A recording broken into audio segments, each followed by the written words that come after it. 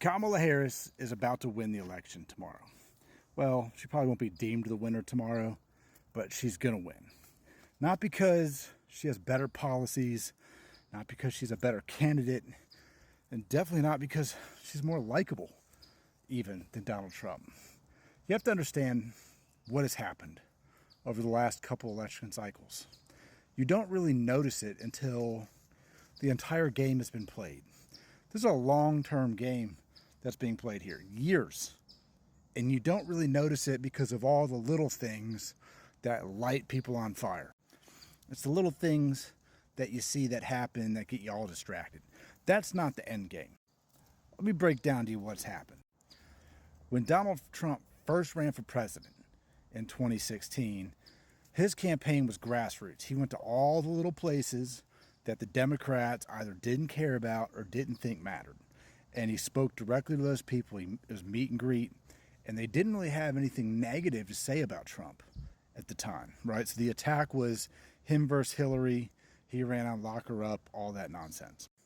Well, as it turns out, winning those states, those little votes, mattered, right? He got down, he talked to people. He didn't do anything really elaborate, over the top. He just kind of went and said, if you're just middle America, I'm going to go talk to you. Because I know I'm not going to win these certain states, but I know I can definitely probably win these other states that they just take for granted. And that worked. And he won. And then while he was president and ran for re-election, you saw a different game being played, right? The game wasn't that Biden was better than Trump. The game was that Biden wasn't Trump. And to play that game, we saw riots, shootings, violence, all of these things happen. Paint Trump as a racist, paint him as a misogynist. Let's just throw everything we've got at Trump and see if that works. And it worked. Pretty much that was it, right? People didn't, they didn't necessarily want to vote for Biden, but they just didn't want to vote for Trump. That's what happened. And they won. Fast forward to this election term, and you got to keep in mind, they've already played the card, so they can't replay the card, right? So Trump is a racist, Trump is a misogynist, whatever. So what did we do? Well, if you notice, Trump didn't really even enter the campaign arena until like May of 2024. Super late in the game, right? There was like 15 other candidates at that time. So Trump enters the arena, Biden's in there. The Democrats didn't even attempt to run another candidate. They're just like, Biden's our guy. Everyone believe in Biden, right? So there was no real game plan that you saw other than we're going to indict him on all of these criminal charges, which for the most part are just nonsense. The allegations from 93, come on, that's kind of crazy. All of it was kind of ridiculous. Even when you look at like the document case, all of it just kind of fell apart. And you know it kind of fell apart because here we are. He's been found guilty of all of these things. He's out there campaigning, and he's going to be on the presidential ticket. That's crazy. Can't even vote for himself, technically, and yet he could be president. That was the game they played, and yet all of these people still rally around Trump. A huge amount of people. He's done absolutely everything right that you could do in his shoes. He's garnered more views on social media than any other candidate ever. People like him. People are starting to like him. More importantly, they don't know what Harris is doing, but they don't dislike Harris. Here's your problem. They kind of like Trump, but they don't dislike Harris. So what was the game? I believe that the game was all tied to immigration.